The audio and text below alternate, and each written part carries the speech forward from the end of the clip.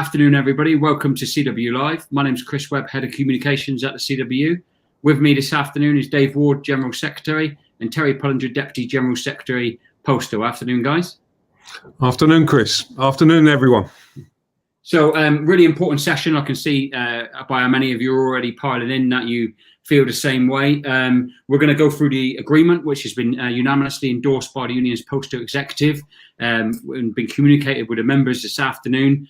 We're going to go through some of the key points of it. We're going to go talk to you about how we're going to communicate it, how the ballot process is going to work, and how you as members are going to have a chance to fully engage in that over the coming days and coming weeks. So it's going to be we're aiming for about an hour session, maybe slightly under, depending on how we get on. With obviously Dave and I today, also to let you know, we've also got my team and we've got Tony Boots from the National Executive in the comments, answering any members' queries that we can't pick up. So thank you to all of those people. And before I hand over, what we're going to do, just to run you through, is Dave's going to open the session, followed by Terry will pick up and talk through the agreement from his perspective, and then we'll go through the sections. But before we do that, before I ask Dave to open, it'd be great if you could let us know where you're watching from and how long you've been a member of the union, because we really like putting some of those comments up on the board, and so we can all see and the members can all see that. So without any further ado, Dave, I'm going to ask you to open. There's been a long set of negotiations.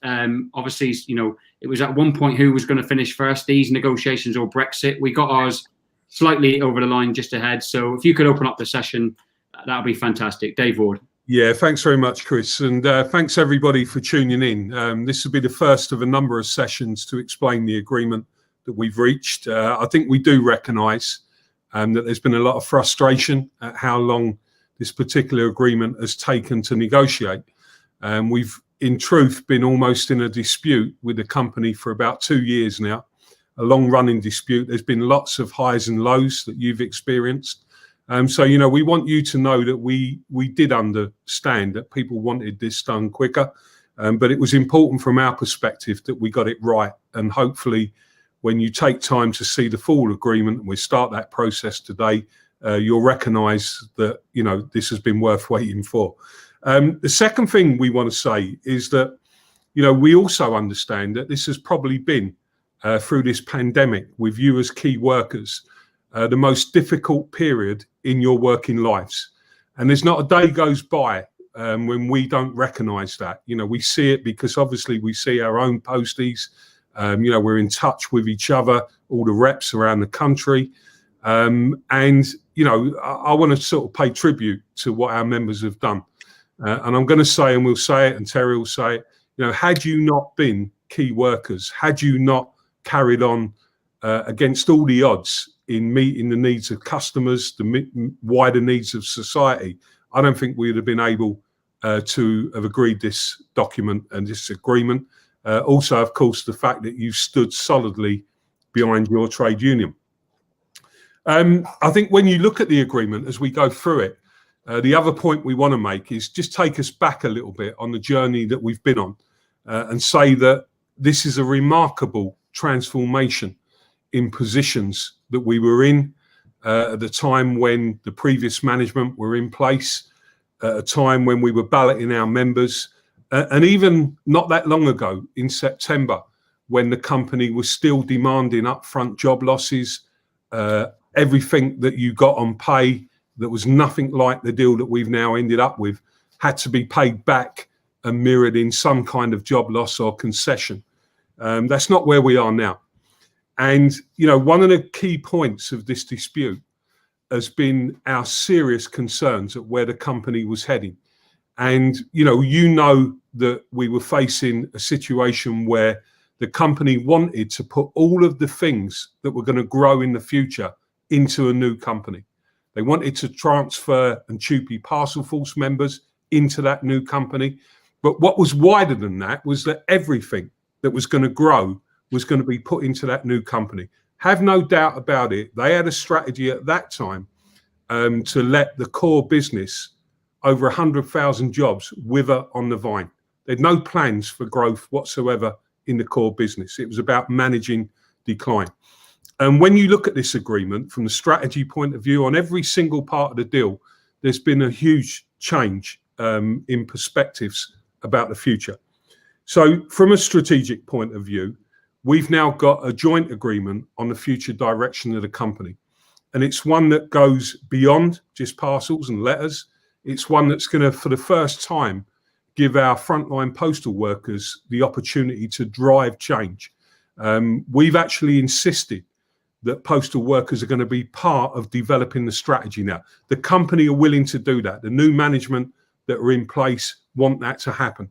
And what they've recognised, I think, is for the first time that the biggest advantage that we have over the competitors is actually the fact that we own trust on the doorstep, and that the relationship between posties and their customers is what you need to build the future on. So, you know, we're really pleased with the way the strategy is now laid out. Yes, it's about capturing parcel growth because that's essential for our future as well. When it comes to things like job security, you know, we know that's a crucial issue for our members at the moment. You've only got to look outside. We don't need to make that point, perhaps. You see it every single day. What's happening with the pandemic, with the economy. These are big moments for workers all across the UK, right across the world. There's nobody else is going to get a job security agreement that we've just delivered in this deal. It means that we can look forward to introducing change in a way that nobody in the business will be made compulsory redundant. And the whole narrative has changed now to one of our ultimate aim is actually job creation. And it's the work that you've done during that period. And you've seen that change in front of your very eyes every day with the change in the dynamics of the volumes between parcels and letters that has created this opportunity to now seriously grow the business. So job security is crucial. We've got an excellent deal on job security. No one will match that anywhere in this country at the moment. Similarly on pay, you know, we've come up with a deal that's worth, we believe, just over 6% in terms of the real value of it. The cumulative value probably slightly higher than that. No one's going to get that type of deal at the moment. You deserve that. We'd like to get you more, but it is, in the circumstances, an excellent settlement and vastly different to what the company was putting forward. There's issues on technology. We're going to roll out technology, but we'll do it in a way that really protects the members. Again, I think that's a landmark part of the agreement. I'm sure Terry will explain some of that as well, because other trade unions have not been able to deal with technology in that way. So we're confident that it will always mean that the union is negotiating, not the computer says and everybody has to jump. That's the way round that we've now got it, that we're in control of that. People come first before the technology, but we will use technology. I want to talk a little bit about change. And it's important. We know that, you know, a lot of our members will look at the deal, they'll look at pay, they'll look at the shorter working week, and they'll say to themselves, well, you know, we'll live with that. But we do want to say to you that we have to now deliver change. Because actually it's only by delivering change that we're going to keep protecting our members' jobs, and we're going to have good, decent, quality jobs going forward. So there are some difficult issues in this agreement, and we're not going to hide from that. We want us collectively to work through that change. I think what's really important in the deal is the emphasis that's now going to be placed on local solutions driving that change. For too long, you've had people in the company who come up with one national solution. They tell everybody this is how it's going to be, and you feel the pressure of that in your local office. This agreement is about introducing change, but in a way where you actually have a role in delivering that change and the ideas and solutions that need to be put in place on a day-to-day basis. So, you know, things like developing a 24/7 operation, things like Sunday deliveries. We've got to accept the reality that Royal Mail can't compete in the market that we're in without moving to that type of delivery structure. Now, of course, what we've insisted on at this point in time is that that's going to be done on a voluntary basis initially as we develop it. But we're confident that over a period of time, our reps, the national officers of the union, Terry and the team, they're going to negotiate ways of doing that that I think a lot of our members will see that as a benefit in terms of better attendance patterns. And there's a lot of innovation that we can place around that should be able to deal with change. So look, I've said enough in my opening contribution. Let's talk about the deal. Let's have an open and transparent debate about it. We want to throw the whole weight of the union behind change, behind this agreement, because it's the right deal that's going to help create our future. Thank you, Dave. Terry, I don't know what to say really, other than what a 2 years it's been. Absolutely crazy. What was your sort of opening thoughts before we get into the meat of the agreement? Well, Dave left me a lot to say there, as he was. But I think that's just a signal of how excited we are about this agreement, how proud we are. That's how I feel, reflecting. People will read it and have to read it again and read it again. Don't just look at the pay element. This really is an agreement. When you consider the environment we've been negotiating in, with all what's been going on, with what's going on around us, the amount of businesses disappearing and jobs going and people's terms and conditions being slashed, for this trade union to still stand its corner and make sure our members are protected is a real achievement. But you're right, Chris. I mean, this ends a 2-year dispute. It's a real milestone. And it's taken 2 years because, quite frankly, it's not just about arguing about what you might get in pay, but it was because the ideology of the management of Royal Mail for the last 2 years, and certainly led by the CEO at the time, Rico Back, but it's the management team and the board or whatever that would have backed that strategy, that represented a real and major threat to our members, and we believe this great public service. So if they'd have continued with that strategy, we think it would have bypassed our traditional services, set up a separate parcel company. This was our view, put the USO at risk, put thousands of jobs at risk. And even the start of the negotiations this year, they were talking about between 10 and 14,000 job losses, cuts, no pay rise, the conventional wisdom that all other businesses are using at the moment, whether it's really required or whether it's just an opportunity because of the way the economy and the way things are. But we haven't had it. So we wouldn't put up with that. We've held our ground. And for 2 years, you, the members, at times have pressured us. Why ain't there a deal, etc.? But we can take the pressure all the time you're sticking with us. I don't think there's many unions that would have had the tenacity to stay in there and not have the energy sucked out of them in the last 2 years with what we've had to face up to. We know as a trade union what a decent job looks like.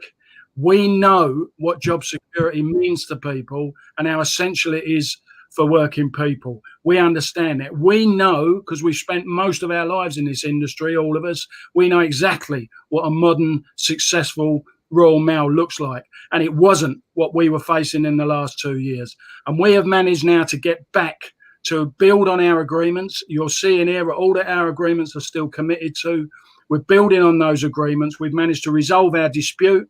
To get the second hour of the shorter working week is crucial, because when we're talking about change, when we're talking about 24/7, when we're talking about what we need to do as a business to expand, open ourselves up, protect our jobs going forward and have a successful modern Royal Mail, when we're talking about that, we know how important it is that we've still got our agreements in place to protect our people. And it's all in this agreement. You'll see in there's commitments to, even though we're opening up our services to take in more parcels, we're still talking about the arrival patterns, the time out on delivery. Our core operation would still be protected. We'll maximise what's delivered on core so that we can protect that. We will have to have dedicated parcel jobs because people don't want to be out delivering parcels and letters, or larger parcels with letters to get, in 4 o'clock, 5 o'clock in the afternoon. So if we're competing on parcels, you have to deliver right across the day, all of these things. But our agreement, when you read it, you'll see no mail centre closures, no RDC closures, no compulsory redundancies, protection of the arrival patterns, time out and delivery times. All these things are in there that I think many people would have thought was unachievable, but they're all in this agreement. And the important thing for the employer is for them to realise, and it would seem that the new leadership in doing this deal have realised this, you will not take this industry forward unless you engage with this trade union, because we will never go away and our members are solidly behind us. Engage with this trade union, but also engage with our members. You've got to take people with you. You can't drive change in spite of them. You've got to take them with you, because postal workers will never have that. We never have in our history, and our historic record of standing up for ourselves is absolutely still in place. And my belief is that at this agreement and what we've achieved in this moment in time will inspire other unions and other workers to stand up and defend themselves in the same way, because what we was asking for and fighting for was never wrong. It was the right thing. It was about growth. It was about ambition. It wasn't about managing decline. And it was about using the expertise of this union and its workers who've spent their life in this industry and know far better than any analyst you can bring in who decides what the future is. We've now cast that aside. In this agreement, you'll see all the protections we need. And there'll still be some tough negotiations, we know that, and some tough moments and everything else.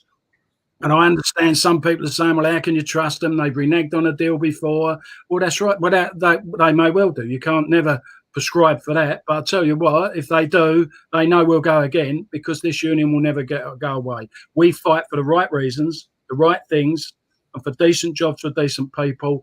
And we've maintained that in this agreement. And by the way, a magnificent public service, which has totally proved itself during the course of this last year. So, yes, we are filled with pride. We have got absolutely no hesitation in recommending this to our members, but it's thanks to our members. It's the members that are the union. You stand behind your reps. You stand behind your national leadership. And we, like you, we deliver. And we've delivered again on this agreement. Thank you, Terry. That's brilliant. I'm going to start for the members' benefit, seeing lots of questions that we're going to go through today. And to reiterate as well, we're going to have a big session in the new year with Dave and Terry on the overall agreement. And we're also going to have Facebook Lives with all of the officers talking through the individual aspects functionally of the agreement as well. So you're going to have lots and lots of opportunities to ask questions. And I'll say to you, Dave and Terry as well, I'm going to put obviously a question each, but feel free to supplement what each other is saying and come in if you've got something to say. The first thing I want to say, come back to you, Dave, if I can. In the opening paragraph of the communication that yourself and Terry put out today, you both detailed and set out how this agreement represented a complete reversal of Royal Mail's previous direction. Would you like to go into some more detail about that, starting with you, Dave? Yeah, because I think people realise that the company wasn't about investing in the current workforce. The whole plan that was being developed, at times behind our backs, and then it obviously came out from Rico back at some point, that, you know, it was about changing the terms and conditions of the workforce. It was about introducing change without the current workforce. And, you know, we know that the plan was really about only focusing on a new parcels company.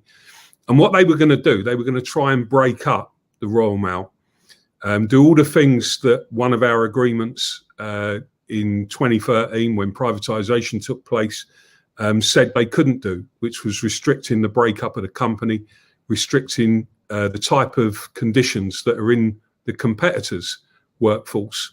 And the way that they decided around that was to actually create a completely separate company. And we have no doubt as well that that was going to be about ultimately letting Royal Mail wither on the vine, putting all the bits that were going to decline, leave that with the workforce with the best terms and conditions, create this new organisation over here, and ultimately, and I think this will be proven at some point, I think that was also about going international. I've got no problem with that. We've got no problem with, you know, the company looking abroad, but it was about dismantling the UK business to fund a new business. We saw that, we acted against it. This strategy now puts the current workforce at the heart of all growth plans. It's really important that we understand what's happened here, because we've stopped them. We've changed their strategy. Now, we haven't done that just by ourselves. The company, the leader of the company at the moment, the executive chair, Keith Williams, I think he sees the opportunities that exist to grow the business now. And before, they didn't see that. They was about taking out hours only on the basis of, you know, matching the numbers, never sort of thinking about what the opportunities were. The opportunities have presented themselves. We've got to grasp that. This is the right strategy for the future.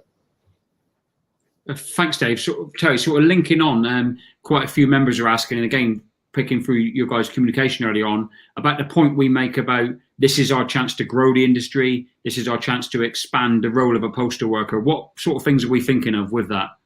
Well, I think the main thing is we've wasted 2 years. We had the 4 Pillars Agreement, and no sooner had we signed that agreement, a new leadership come in with the ideology we've just been talking about. And also, by the way, I want to make that point, a key part of their strategy was to sideline this trade union. So try and get us out of the way, and we haven't done that. And I think members, I'll be honest with you, blatant with it, members should appreciate that. I think you've only got to talk to other people in your family or people in other industries, mates or whatever, and they'll tell you, I think most of them will tell you, they wish they had a trade union that would make the sort of stands that we make. So you can understand why, when you analyse the ideology of what they were trying to do and what Dave has just explained, why they would want this union out of the way. So it wasn't a phony battle. We were in a fight for our lives, as we always said, and we've come out the other side of it.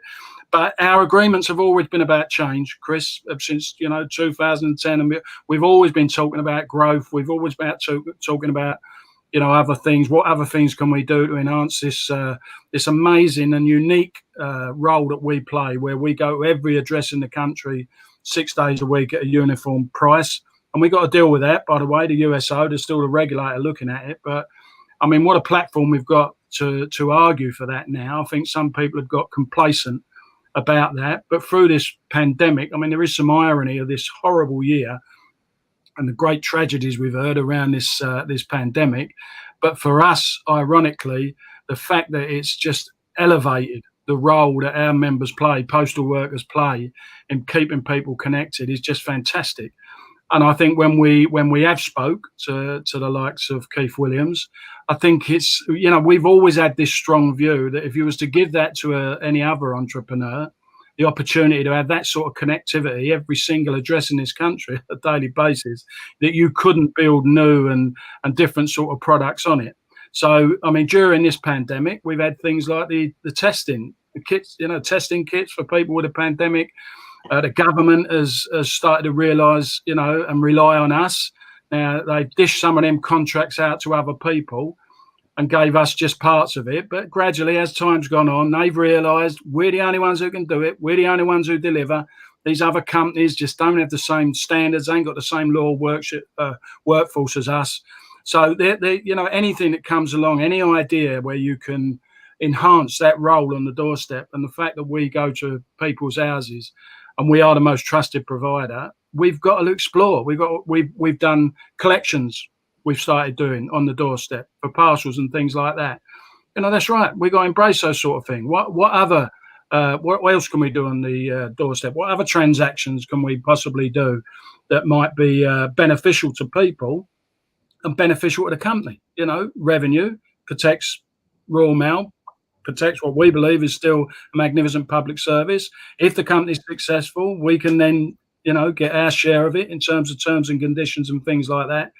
You don't need the brains of Lloyd George. If part of your traditional work is disappearing, you've got to replace it with something. And it's become evident. And I know this time of year, people say, well, there's still millions of letters. Well, there is still millions of letters, but they have reduced drastically, and the revenue has been massively hit. And revenue for the first time this year has been more revenue coming in. Over half of it has come from parcels and packets. Maybe not surprisingly, when you see what's gone on because of the pandemic, but every indication is that's not going to go away. And everybody knows the demands on parcels. Any of our members listening here, then someone in their family, if not them, has ordered stuff online, and you can pick the time when you have it delivered, and you can have it first thing in the morning, or you could have it late in the evening, or you order it now and you can have it delivered on a Sunday and stuff like that. Well, we got this work. We've got to get in there. We are now at the moment when we cannot. What sort of trade union would we be if we fought for these terms and conditions, fought for people's security, fought for the creation of more jobs, decent jobs for decent people, and yet we were turning away work? It's the world around us. It's what's happened, and we've got to embrace it. And we've always been prepared to do that. Our agreements have always said that. But we've always clashed with management on how they want to take it forward. They want to take the work, but reduce the role of postal workers, reduce their terms and conditions. Now we're back where we've been a number of times, where we've got agreement.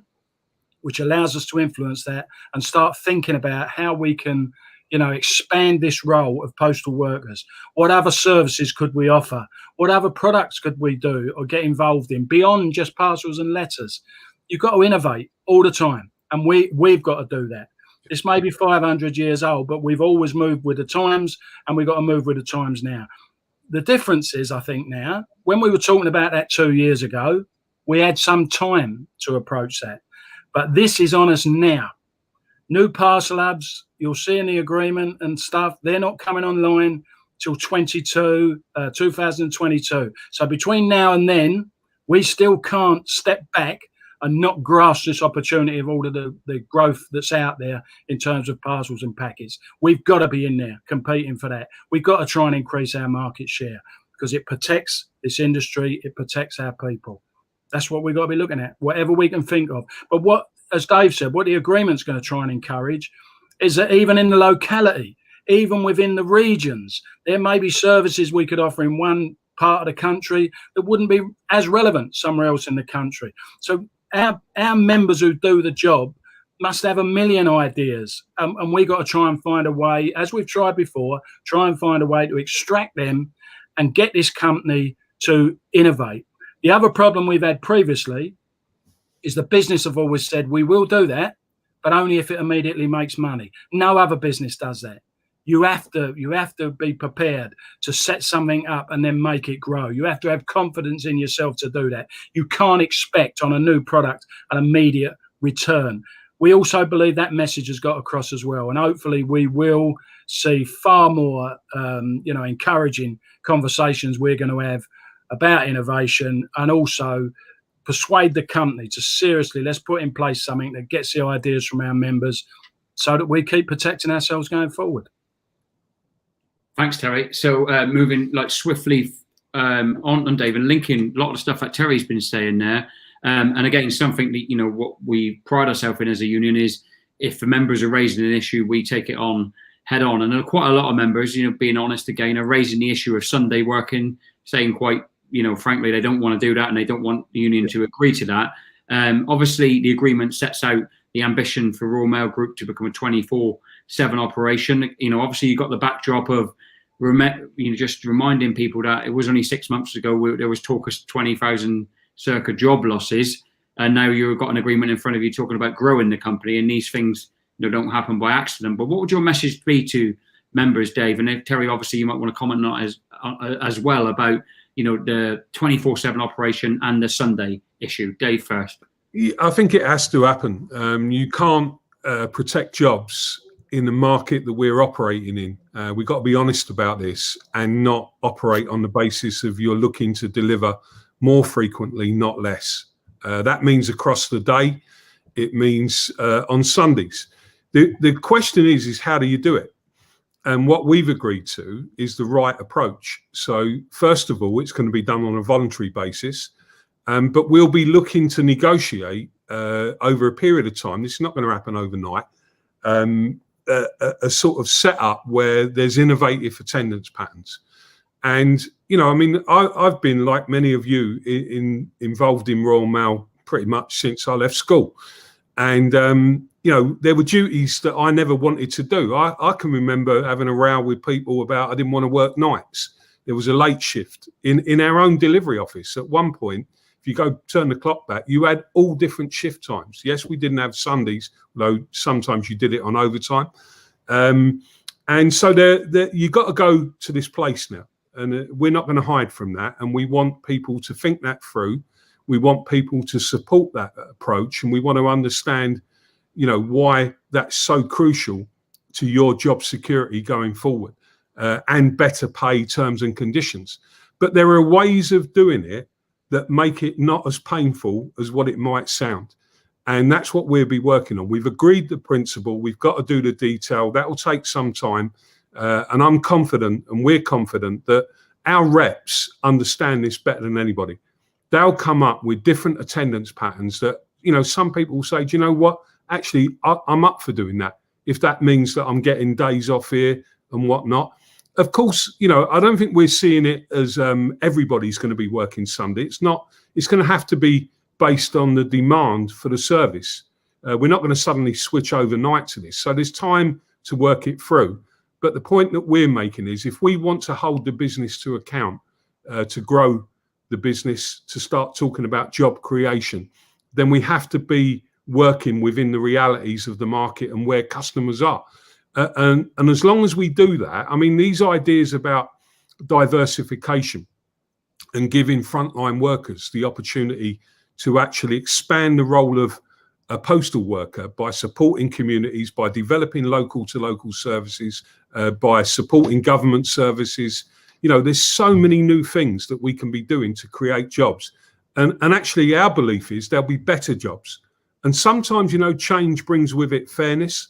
At the moment, one of the big problems that we've got to tackle in the way that workloads are driven within local offices, differences between the office, differences between offices against other offices. You know, we've got to look to create fairness.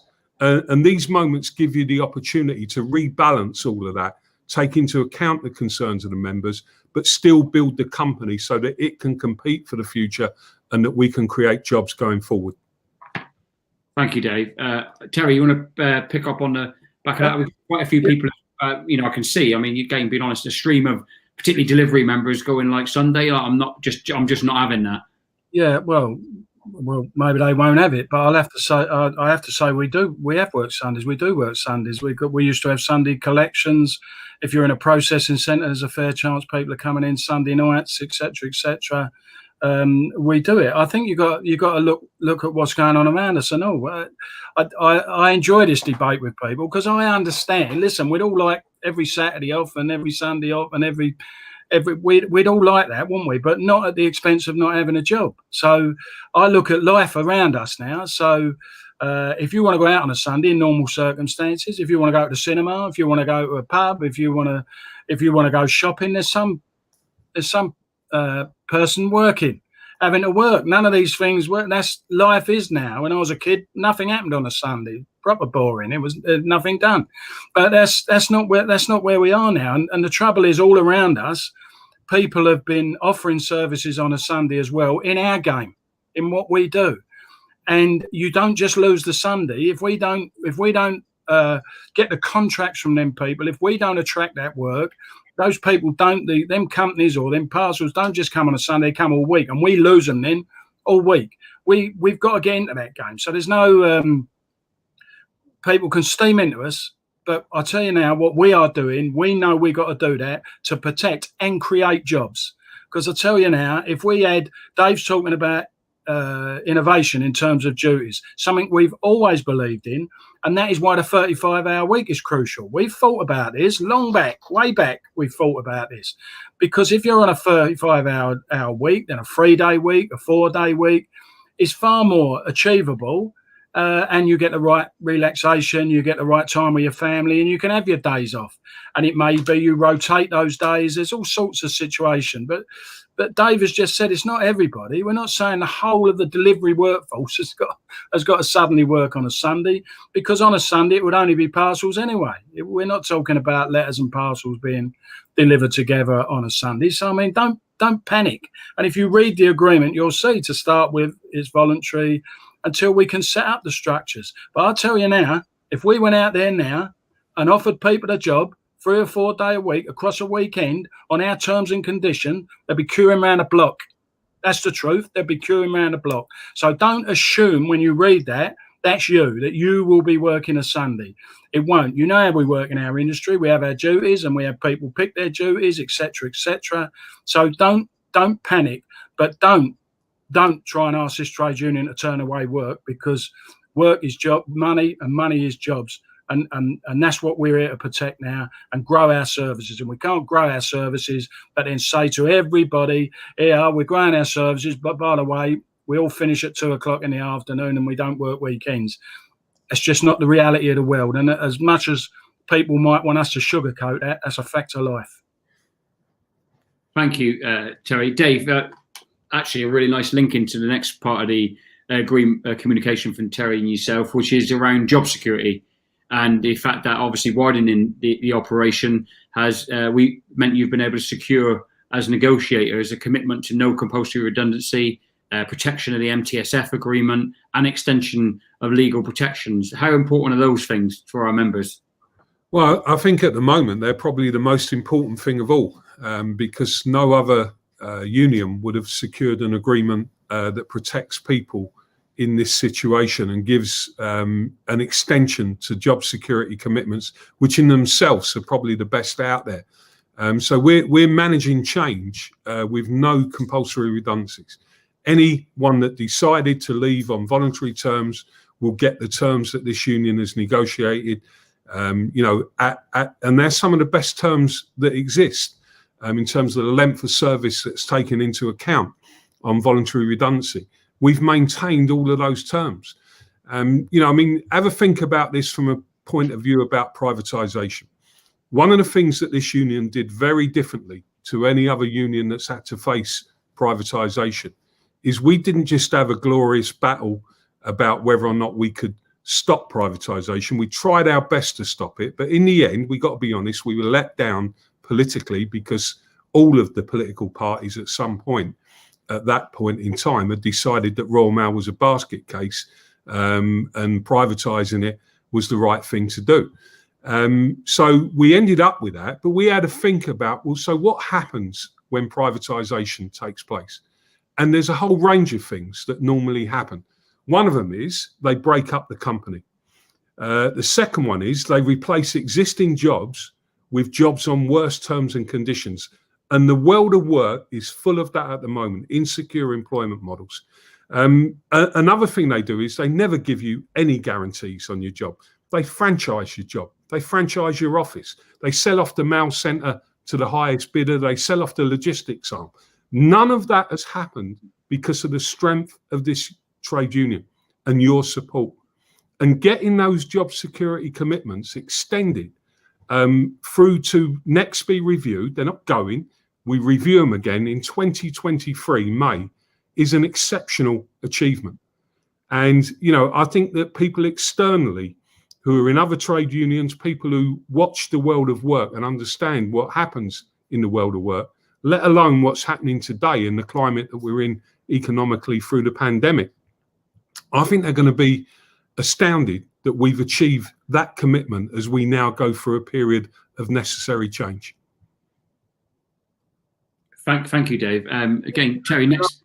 Yeah, can I just say about that as well on job security, because it's invaluable, job security, because what is often taken for granted, and part of our dispute over the last 2 years was fighting for employment, standard of living and retirement security, because ordinary working people, that's exactly what they need in their life. There's nothing worse than insecurity, nothing worse than not knowing where the next tenner's coming from, or not knowing whether you've still got a job next week. And our members, many of them have done years and years in the industry. They've never had to go to bed at night. Of all the things in life that can stress you out and worry you, and I know that's for everybody, everyone's got those sort of problems, but the one our members ain't got, they've never had to go to bed worrying about whether they got a job next month, whether they can organise that holiday, whether they can buy that car. Because looking out in front of them, other than being in bother on a discipline or something like that, your job is protected. There is no compulsory redundancy. That we've pushed that out now. That's not even going to be reviewed again, those agreements, for another, best part of 2.5, 3 years. In this current climate, that is worth a fortune. And all of us, I love postal workers, I really do, having represented them most of my adult life. I love this fact that, this job and it's no good, this job, and all this sort of moans and groans that we have. But you see, as soon as someone is going to lose their job through discipline or something like that, they're all over the place because they know. Just take a peek outside.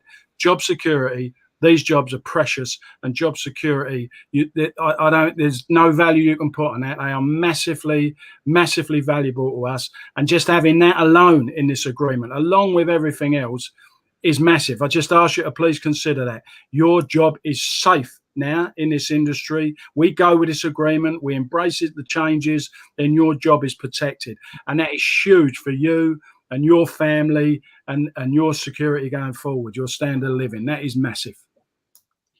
Thank you, Terry. And just a comment as well to the members' comment on the Sunday issue. You will see in Royal Mail's communication and in terms of the agreement that it is very specific around the voluntary element. So I think some of you may be panicking that you're going to get a call tonight and asked to work this Sunday. That's not happening. It's a voluntary issue, and that's going to be cleared up in all of our communications going forward. Dave, come to you now, if I can. Last question for each of you, and then give you a chance to sum up the session, if you like.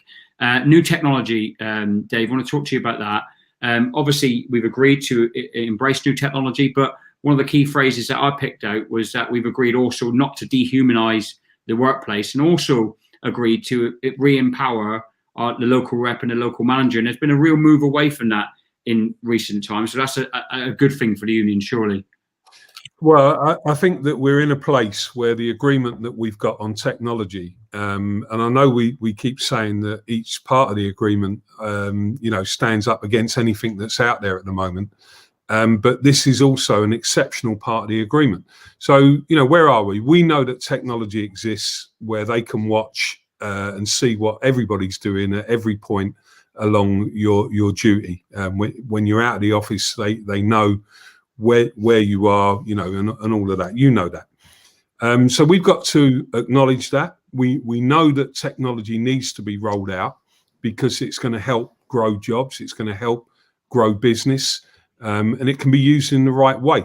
Our main concern was that what we've seen with technology in too many other companies in this country, particularly in our sector actually, is where technology is used to bear down on workers to a point that's exploitation, to a point that intensifies daily work, where people just ain't allowed to do anything without being watched almost. I think we used a phrase once where people will be almost tagged. Like common day sort of criminals when they come out of prison. They've done their time by that moment, obviously. And, we've got an agreement here. We urge you to look at the protections that we've got in place.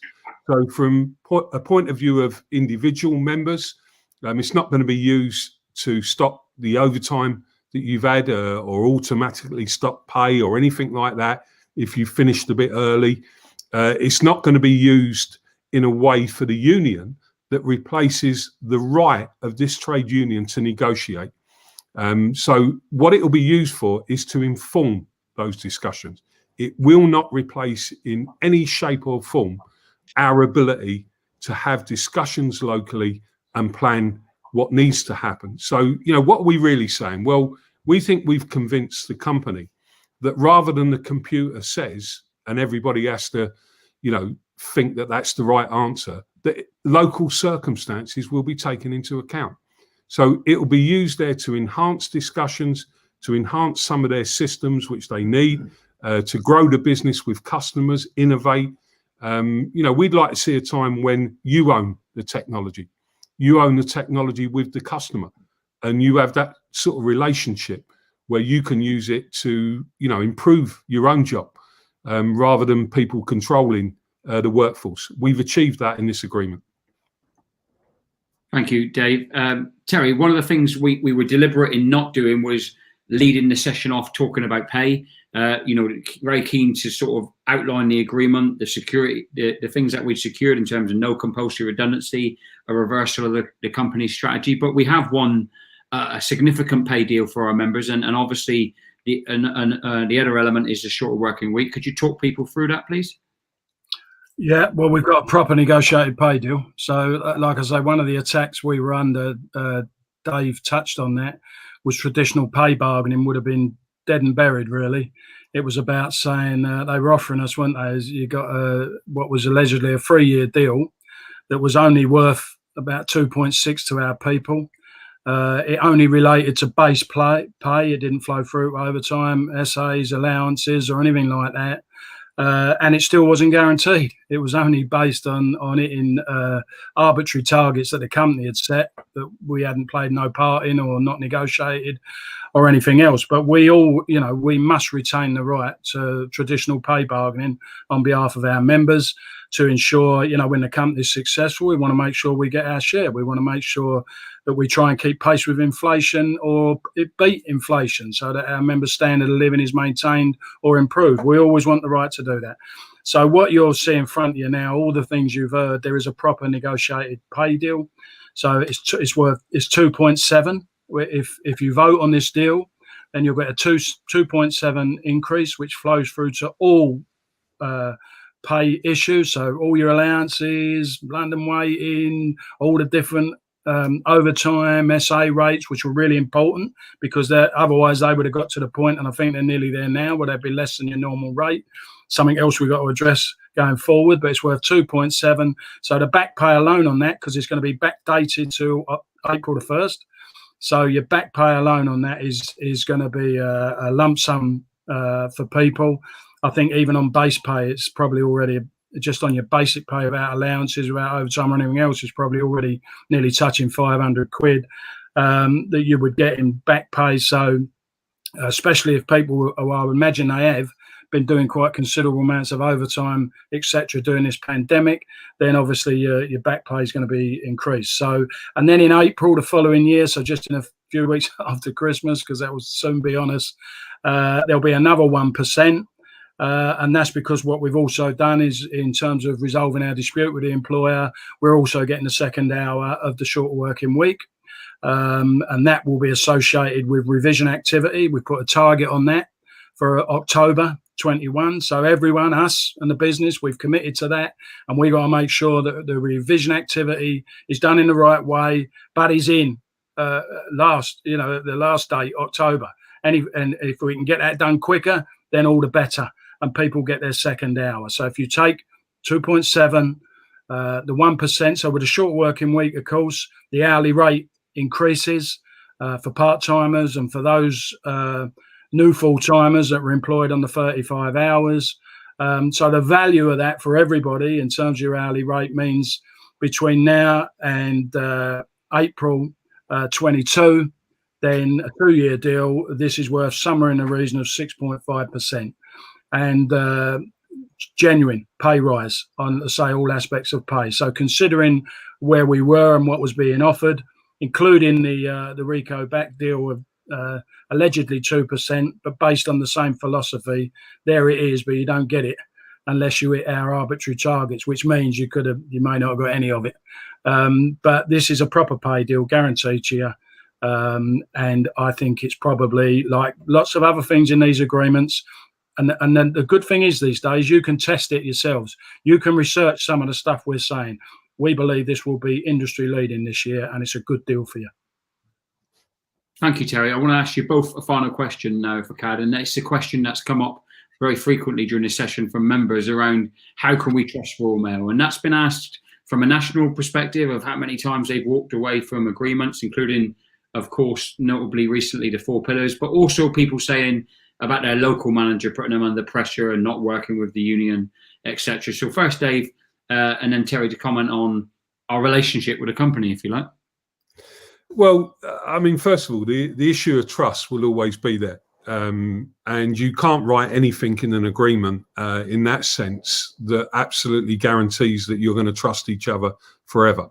That's why you have a trade union. A trade union is there to represent workers, and it's there to deal with issues as and when they arise. I do understand. I think the point also relates to culture, and the culture that we've seen for many years now in this business, and it's got worse year on year, is that managers get put under pressure. Let's be honest, they get put under pressure because they get set budgets that are not achievable, that don't relate to what is actually taking place in a local office. They then react to that. Many of them, I think, just not capable of dealing with it any other way. Some of them probably with a heavy heart. Some of them perhaps not very nice people. And you'll know all of that groups of managers. And then they put the pressure in turn on the workforce and often make chaotic decisions. And it's the completely wrong way to run a business. And that's why when you take the time to look at this agreement, have a look at how many times in this agreement we now jointly emphasize the need to empower people locally to make decisions. You know, if Royal Mail grasp this point, the future, I think for us, looks very good. If Royal Mail try to retreat back to the sort of controlling ways that they think success, you know, based on, hitting numbers, not providing the quality of service, not engaging with people on the front line, not sometimes giving a little bit of overtime here when it's necessary, then we'll run into problems. And as Terry said, we'll deal with that. We always do. Why are we confident that it might be different this time?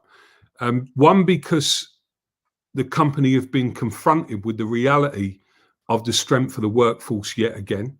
The company need to make change, and we are sensing that definitely for the first time in my time in a senior position in the union, we can definitely sense that the people at the very top of this business have bought the argument that the key pathway to success, as this agreement calls it, the pathway to change, is to actually work with frontline workers. And we have said to people that, look, if you unlock the reality of the knowledge that exists on frontline workers, with frontline workers in this business, it's going to be like a magical ingredient that gets unlocked and will in itself create a better relationship. The most important relationship is the one that you have with customers. Our biggest advantage is that we own, and you own as workers, trust on the doorstep. And the key to building successful relationships here is for managers to let go and let you guys take control. And I think if we play that right, and I do believe, we've had lots of discussions with the executive chair. They've got to make their own mind up about their own management teams. But we have seen a transformation through engaging with the executive chair of the company, who I think gets how you run a successful business. So let's hope that we get that bit right, but let's be ready if we don't to, deal with that problem, because that will be key to the future success for you and for the company. Thanks, Dave. Terry, we've had some really difficult moments in the last couple of years at all levels of the union. Yourself leading the negotiations on behalf of the CWU with respective, counterparts in Royal Mail Group, right through all of our structures. How do we repair them? How do we build bridges? How do we trust them now with this agreement? Well, trust and culture have to be built, don't they? Chris, just because we make a deal, it don't mean to say I don't still count my fingers after I shake hands with them. Hopefully it's a leadership issue for me. It's a leadership issue, and it's about showing emotional intelligence and putting people to deal with each other like adults, giving autonomy at local level or area level, divisional level, for people to make agreements without command and control at the top, without a manager having no scope to do the right agreement, for that particular workplace. Every workplace is different. It's understanding that, and it's about moving things forward and getting people moving forward. And that takes, it takes deals. That's what we have to do. Nothing's simple. You've got to take people with you, and you've got to motivate people. You'll never move people by just telling them, I'm the manager, and because suddenly someone's giving his tag as manager, I am now super intelligent and I can tell you what to do and I know all the answers. It's just ridiculous. And it's always been one of the biggest battle in industrial relations and in the culture. So if people are serious about changing the culture in the workplace, about changing industrial relations, building trust, then it's a human thing. People can do it. So if the leadership of Royal Mail are genuine in this agreement and they want to do that, then what won't happen is we won't find out that suddenly there's an email that's gone out from a senior manager saying, no, don't do that. Don't do that deal, or cutting across something when they're saying something different from us. So management have got to sort themselves out there, by the way, because that has happened, and we get that sort of intelligence, we get that information, and it is part of the problem. Just be honest. Us as leaders, and the union as well, we'll have to confront people that just don't want to play the game, or don't want to do an agreement, or are just trying to oppose all the stuff that we're trying to do. It's a two-way street. If they're willing to do it and they're serious about it, then of course we can achieve it. Of course we can rebuild trust. But if that trust is abused, then then we get stuck in. We revert to type, don't we? If we move forward and nothing's changed, and we still realise we've got the same command and control, which has caused all the disputes locally, where there's no room for negotiation and no real empowerment or autonomy at the different levels of the union, then we'll be back where we are. And if we're back where we are, that would be a really, really sad day, really, considering the last 2 years we've had, and I do believe we've wasted 2 years. There was no need. The 4 pillars agreement, they'd have carried on deploying it. This company would have been in a far better position. But, they chose a new CEO, changed all the managers, and then started to adopt something, a culture and an attitude that was totally out with that agreement, in our opinion.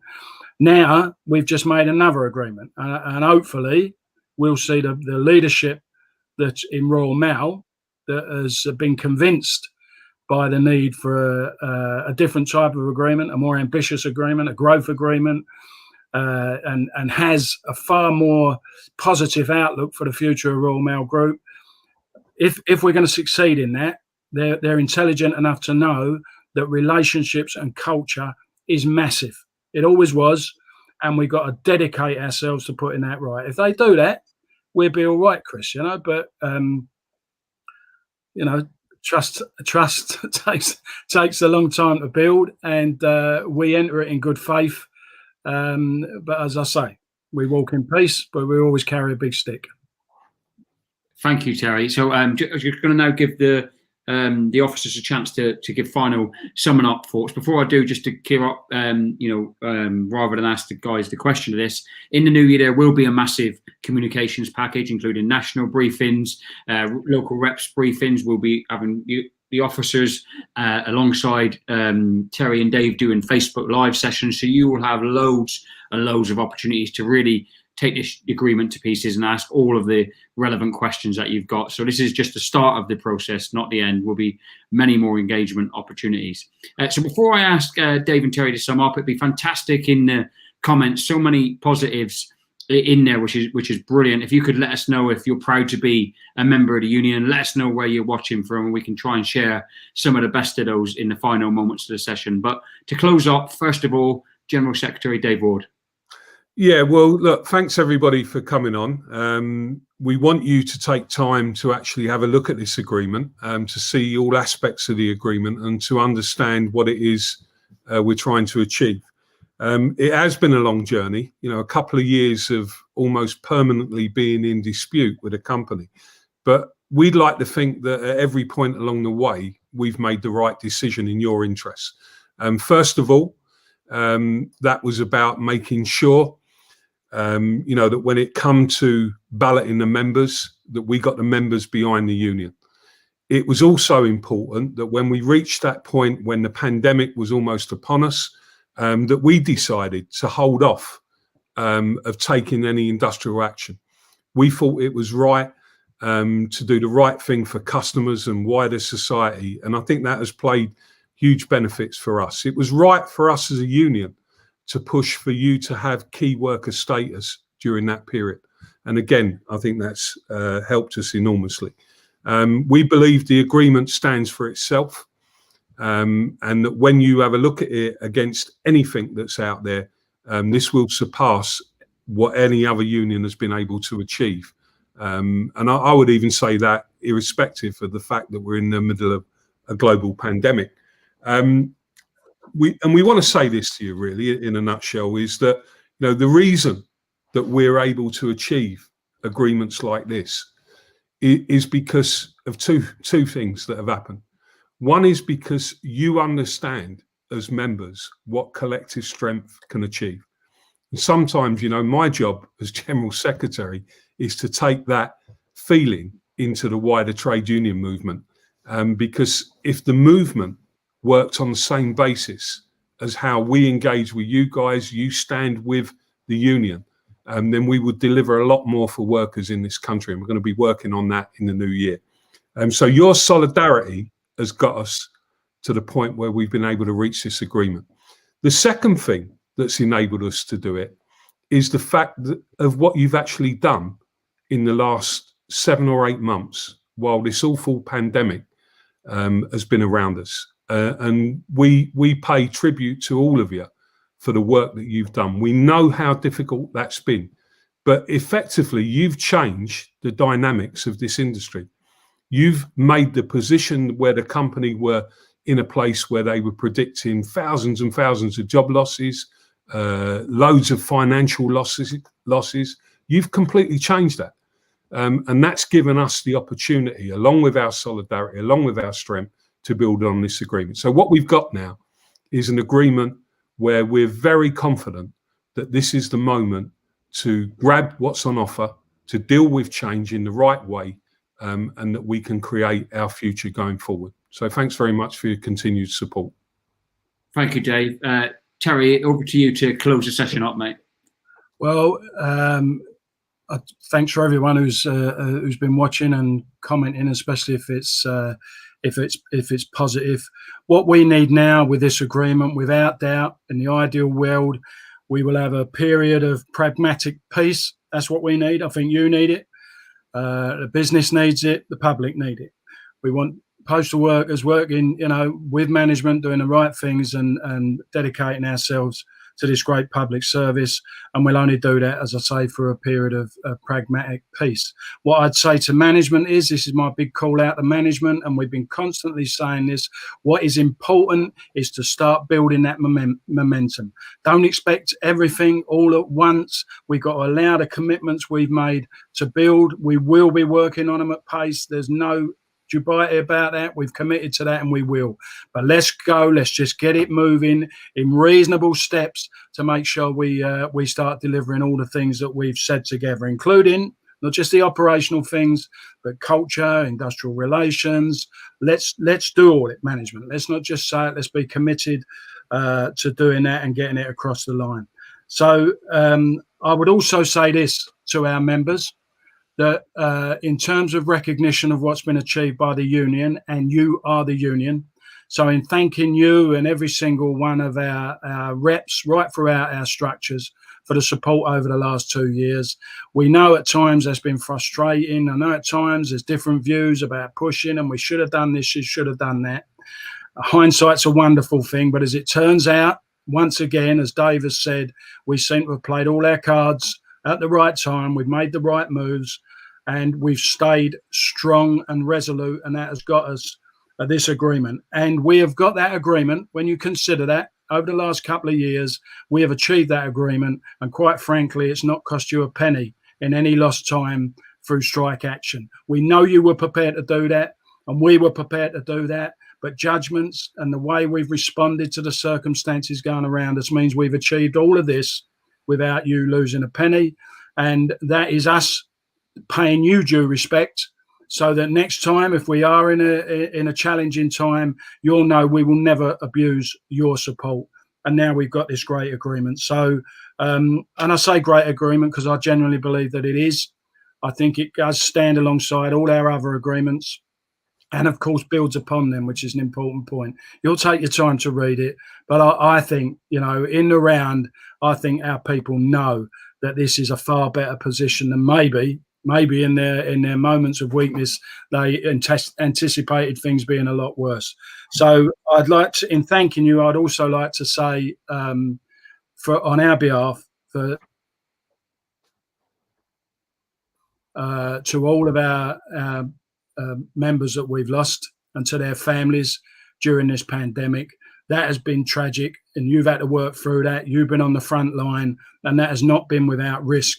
But it has also, as Dave said, has really shifted the position in terms of how people feel about postal workers, and realising how important this service is.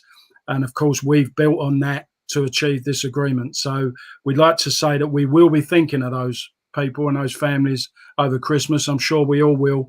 But for the rest of you, do your best to have the best possible Christmas you can.